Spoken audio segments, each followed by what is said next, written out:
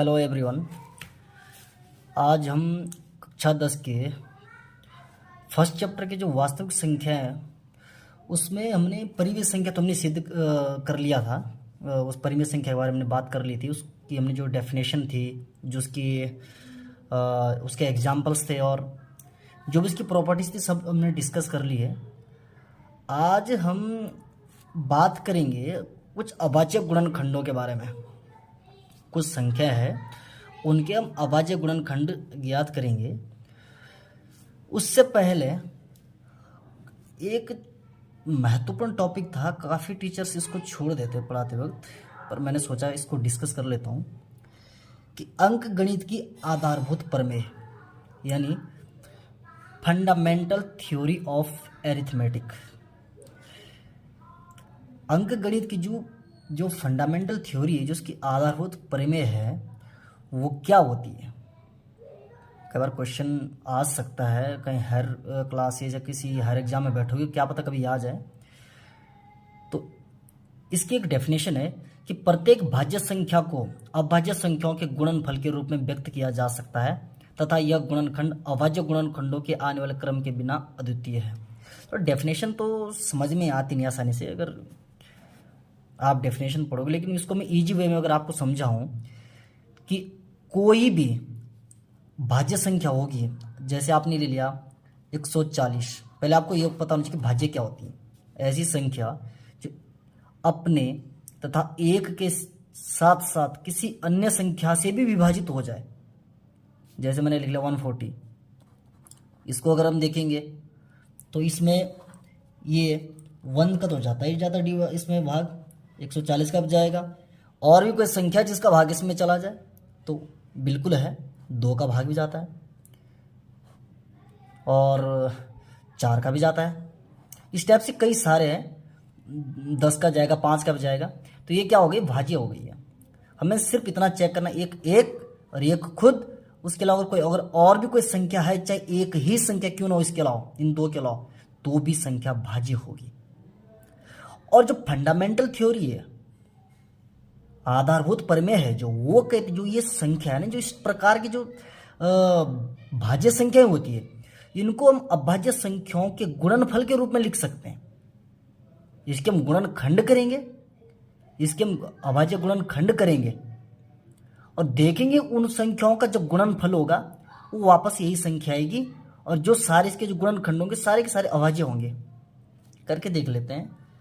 मैंने ले लिया 140, इसके करेंगे अभाज्य गुणनखंड। तो नियम अनुसार सबसे पहली बारी 2 की आती है, 2 से चेक करेंगे इसमें भाग जाता ही नहीं जाता है। तो 2 का विभाज्यता का नियम कहता है कि किसी संख्या के अगर अंत में 0, 2, 4, 6, 8 इस प्रकार की से कोई संख्या है तो 2 का भाग उसमें पूरा पूरा जाता है। तो 2 से भाग दे देंगे, 2 का भाग जाएगा 14 में जाएगा 7 बार, 0 में 0 बार, फिर दोबारा 0 है तो 2 का जाएगा ही, 2 का भाग देंगे 7 में, 2 3 6, यहाँ से 1 बचेगा, आगे जाएगा बनेगा 10, 2 पंजे 10। अब देखेंगे, अब 2 का भाग नहीं जाएगा क्योंकि पीछे 0, 2, 4, 6, 8 नहीं है। अब 3 की बारी है। 3 का जो विभाज्यता का नियम होता है वो कहता है कि जो भी संख्या है उनके अंकों को जोड़ दो, और जो अंकों का जोड़ आएगा अगर वो 3 से विभाजित है तो संपूर्ण संख्या जो होगी हमारे पास पहले वाली, वो भी 3 से विभाजित होगी, विभाज्य होगी।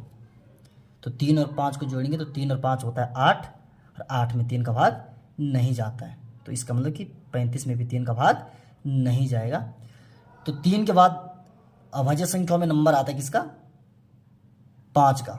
4 तो भाज्य हो गई, 5 को लेंगे डायरेक्ट, तो 5 का भाग वहाँ जाता है जहाँ 0 और 5 पीछे हो। तो यहाँ है 0 या 5 में से कोई एक होना चाहिए, यहाँ 5 है तो 5 का भाग जाएगा, 5 7 35 और फिर 7 का। तो हम देखेंगे जो 140 है उसको मैं लिख सकता हूँ 2 गुणा 2 गुणा 5 गुणा 7। अगर आप देखेंगे तो पूरी डेफिनेशन इसमें समाई हुई है भाई। सारी अभाज्य संख्याओं का गुणनफल देखो, 140 कोई भाज्य संख्या आती है, यानी किसी भाज्य संख्या को अभाज्य संख्याओं के गुणनफल के रूप में लिख सकते हैं। और क्रम की बात करता है तो हाँ बिल्कुल हम शुरू 2 से ही करेंगे और क्रम अनुसार हम चलेंगे। इसी प्रकार से कई और भी संख्याएं, अगर एक दो और ले लें, एक एनसीईआरटी का ही ये लिया मैंने 510 एनसीईआरटी में एक क्वेश्चन है कि इसका अभाज्य गुणनखंड करना है, प्रश्नावली 1.1 में है। तो इसको मैं कर लेता हूँ। तो इसमें भी 2 का भाग देंगे, 2 का भाग जाएगा कितने में, 5 में जाएगा, 2 दूने 4, यहाँ से बचेगा 1, बनेगा 11, 2 पंजे 10, यहाँ से 1 बचेगा, बनेगा 10, 2 पंजे 10। अब नियम से 2 का भाग तो नहीं जाएगा, 3 की बारी है, नियम मैंने बता रखा है। जोड़ देंगे, 2 और 5 7 और 5 12, 5 5 10 और 2 12, 12 में 3 का भाग जाता है तो 255 में भी 3 का भाग जाएगा। 3 का देंगे, 3 8 24, यहाँ से 1 बचेगा क्योंकि 25 है तो 1 बच जाएगा, 15 बनेगा। तो 3 पंजे 15। अब दोबारा देखेंगे 3 को, तो 8 और 5 13 होता है, 13 में 3 का भाग नहीं जाता है तो 85 में भी नहीं जाएगा। 3 के बाद बारी आती है 5 की, 5 का तो जाएगा क्योंकि पीछे 0 5 में से होना चाहिए कोई भी, तो 5 एकम 5, यहाँ से बचेगा आपका 3, आगे जाएगा, बनेगा 35, 5 7 35। देखो बच्चों 17 खुद ही अभाज्य है तो 17 का 17 में 17 का ही जाएगा और एक बार चला जाएगा। 510 को मैं लिख सकता हूँ 2 गुणा 3 गुणा 5 गुणा 17। देखेंगे सारे के सारे ये भी अभाज्य संख्या। इस प्रकार से हम क्या करेंगे, संख्याओं का गुणनखंड करेंगे हम। अब जब हम इन संख्याओं का गुणनखंड करते हैं ना, तो इन संख्याओं का हम आपस में, चलो मैं ये 2 ही संख्या ले ली मैंने, 140 510, इनका अगर हम लसा लघुत्तम समापवर्ती और महत्तम समापवर्ती निकालना चाहें तो निकाल सकते हैं अभाज्य गुणनखंड से। छोटी कक्षाओं में निकाला होगा आप लोगों ने, नहीं किया तो यहाँ देख लो, यहाँ भी कर रहा हूँ मैं। तो लसम में क्या होता है बच्चों, एलसीएम, इसमें हम प्रत्येक संख्या को लेते हैं और अधिकतम बार लेते हैं। मैं हमेशा कहता हूँ कि देखो मैथमेटिक्स भाषा से समझ में नहीं आता, एग्जाम्पल से आता। तो यानी जैसे हम क्या करें, यहाँ 2 देखो, 2 यहाँ अधिकतम 2 बार है, नीचे 1 बार है, तो हम अधिकतम बार वाला लेंगे, 2 बार लेके 2। उसके बाद देखेंगे 3, ऊपर है नहीं नीचे है तो 3 भी लेंगे, छूटना भी नीचे कुछ, फिर 5 1 बार, फिर 7 भी है ऊपर 1 बार, और फिर 17 भी है। सबका गुणा कर देंगे, जो आएगा उसका एलसीएम हो जाएगा। गुणा कर लेना, लंबा पड़ जाएगा जो भी है। अगर हम इसकी बात करेंगे एचसीएफ की, हाईएस्ट कॉमन फैक्टर, इसमें क्या होता है, जो भी आपको कॉमन दिखेगा इनमें से और दोनों में होना चाहिए, ऊपर और नीचे में, तो वो संख्या हम लेंगे। जैसे यहां देखेंगे 2 ऊपर 2 बार, नीचे 1 बार, तो हम 1 बार लेंगे। 3 ऊपर नहीं नीचे है तो 3 नहीं लेंगे, दोनों में होना चाहिए। 5 ऊपर भी नीचे तो 5 भी ले लिया। एक बात है confusing, LCM least common factor है, लोएस्ट कॉमन फैक्टर भी कहते हैं, कॉमन मल्टीपल कहते हैं। तो इसमें एलसीएम में क्या होता है, हमेशा संख्या बड़ी आती है जबकि बोलने में छोटा लग रहा हो। एलसीएम लीस्ट या लोएस्ट, और एचसीएफ हाईएस्ट, इसमें संख्या में से छोटी आती है। एलसीएम में बड़ा उत्तर आता है, एचसीएफ में से छोटा आता है। अगर कभी कंफ्यूज रहोगी कहीं, कभी भी अगर कोई एलसीएम और एचसीएफ की बात करता है, तो जो भी आपको दोनों संख्याएं दे रखी होगी, इनका एचसीएफ, इनमें से जो छोटी संख्या होगी इससे बड़ी कभी भी इनका एचसीएफ नहीं हो सकता है, कभी भी नहीं। जैसे 140 और 510, इनका एचसीएफ कभी भी 140 से बड़ा नहीं हो सकता है, और इनका एलसीएम कभी भी 510 से छोटा नहीं हो सकता है। एक इंपॉर्टेंट बात है। अब एक क्वेश्चन लेंगे, कह रहा है, ये इंपॉर्टेंट क्वेश्चन है, एनसीईआरटी का ही है, कि अभाज्य गुणनखंड विधि द्वारा 96 और 404 का एचसीएफ ज्ञात कीजिए और फिर उनका एलसीएम भी निकालें।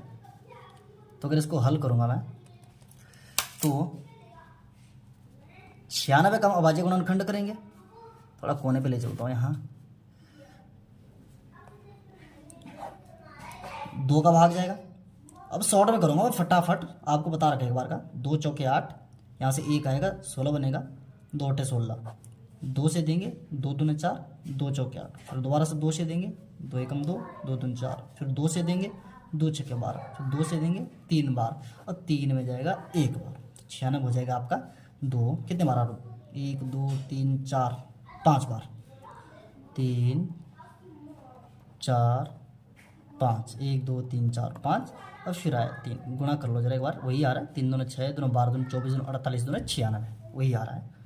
फिर अगला आपका है 404, 404 का भी कर लो, यहाँ कोने पे यहीं कर लेता हूँ मैं, कहीं भी कर लो। 2 से देंगे 2 बार 0, 2 बार, फिर 2 से देंगे 1 0 1। अब इसमें इसी का जाता और किसी का नहीं जाएगा, तो ये हो जाएगा 2 2 1 0 1। तो आपको एचसीएफ निकालना, पहले गुणनखंड विधि द्वारा इनका पहले एचसीएफ निकालना, फिर एलसीएम निकालना। एचसीएफ, तो एचसीएफ हो जाएगा, मैंने आपको बताया है कि दोनों में होना चाहिए एटलीस्ट उतने बार, तो 2 आ रहा है दोनों में, तो यहाँ 2 बार है, ऊपर 5 बार है, तो कम वाला लेंगे एचसीएफ में, कम वाला। और कुछ है देखो, नहीं 101, फिर ऊपर नहीं है 3, तो फिर नीचे नहीं है, तो यही हो जाएगा एचसीएफ हो जाएगा 4। अब कह रहा है कि अब इनका एलसीएम भी निकालो। तो एक सूत्र होता है कि अगर हमारे पास कोई 2 संख्याएं दी हुई है तो उनका जो एलसीएम और एचसीएफ का गुणा होता है ना, वो उन दोनों संख्याओं के गुणनफल के बराबर होता है। मैं लिख लेता हूं, एचसीएफ गुणा एलसीएम बराबर दोनों व्यंजक यानी जो 2 संख्या में दी हुई दोनों व्यंजकों का गुणनफल है, दोनों संख्याओं का गुणनफल। ये एक सूत्र है भाई, इसको याद कर लेना या समझ जाओ। एचसीएफ गुणा एलसीएम बराबर दोनों व्यंजकों का गुणनफल। तो एचसीएफ आपके पास क्या है, यहाँ पर 4 गुणा एलसीएम पता नहीं, ज्ञात करना है। दोनों व्यंजक कौन कौन से है, 96 और 404। अब यहाँ 4 गुणा में उतर जाएगा भाग में, एलसीएम बराबर हो जाएगा 96 गुणा 404 बटे 4, और इसी इसको काट देंगे, 4 एकम 4 0, 4 एकम 4, और एलसीएम आ जाएगा आपका क्या 96 गुणा 101 बराबर हो जाएगा 96, ये आ जाएगा 96, एलसीएम आ जाएगा इसका। इंपॉर्टेंट क्वेश्चन है, बोर्ड एग्जाम में आ सकता है। इसी प्रकार का सेम इसी का भाई एक और क्वेश्चन, ये वेरी वेरी इंपॉर्टेंट है। इसको मैं तो आराम से आपको समझाऊंगा और कर लेना इसको 1-2 बार, इस बार चांस है कि बोर्ड एग्जाम में आ जाए। सॉल्यूशन, एचसीएफ 306 657 9 दिया है, बिल्कुल लिख दूंगा जो है 9। एलसीएम ज्ञात कीजिए, और एलसीएम हो गया आपका प्रश्न चिन्ह। तो सीधा सूत्र लगाओगे आप, क्योंकि अभी तक देखो भाई, पहले इस वाले प्रश्न में एचसीएफ ज्ञात नहीं था, हमने ज्ञात किया। यहाँ एचसीएफ दे रखा तो डायरेक्ट लिख दिया। तो एचसीएफ गुणा एलसीएम बराबर दोनों व्यंजकों का गुणनफल या दोनों संख्याओं का गुणनफल। एचसीएफ 9 गुणा की जगह गुणा, एलसीएम पता नहीं लिख दिया ऐसा ही, बराबर का बराबर, दोनों व्यंजक क्या क्या है 306 गुणा 657। उसके बाद 9 यहाँ पर गुणा में उधर जाएगा भाग में, तो एलसीएम हो जाएगा 306 गुणा 657। ये 9 देखो यहाँ लिखा नहीं था, ये लिखा नहीं था, क्यों, यहाँ से चला गया भाग में, भाग नहीं बट्टे में, ये यहाँ पर एलसीएम बराबर, इसको काट देंगे। मुझे लग रहा है कि शायद दोनों कट रहे हैं, पर लेकिन काट दो किसी को भी, इसी को काट लो। 9 7 63, कितना बचेगा यहाँ से 2, 9 3 27, तो हो जाएगा 306 गुणा 73, गुणा कर लेना। एलसीएम बराबर, अगर आप गुणा करोगे, देखो मुझे तो आंसर डायरेक्ट याद है, पढ़ा के याद ही हो गया, 22 33 8, यही आ जाएगा आंसर जहाँ तक मुझे ध्यान है। अगर चाहो तो गुणा कर लेना कोने पर, यहाँ पर 22 33 8 इसका एलसीएम आ जाएगा। तो ये क्वेश्चन बोर्ड एग्जाम की दृष्टि से भी बहुत ही ज़्यादा महत्वपूर्ण, अभी भी कह रहा हूँ, वेरी वेरी वेरी, जितने लगा सकते हो इम्पोर्टेंट, क्योंकि यूक्लिड इस बार उससे सिलेबस से हट गया है, तो हो सकता है कि ये अपरिमेय के ऑप्शन में आ जाए। तो इसको कर लीजिए आप लोग। वीडियो को लाइक सब्सक्राइब शेयर करिए, पसंद आए कमेंट करिए, कोई समझ में नहीं आए तो कमेंट बॉक्स में मैसेज कर लीजिए। Thank you.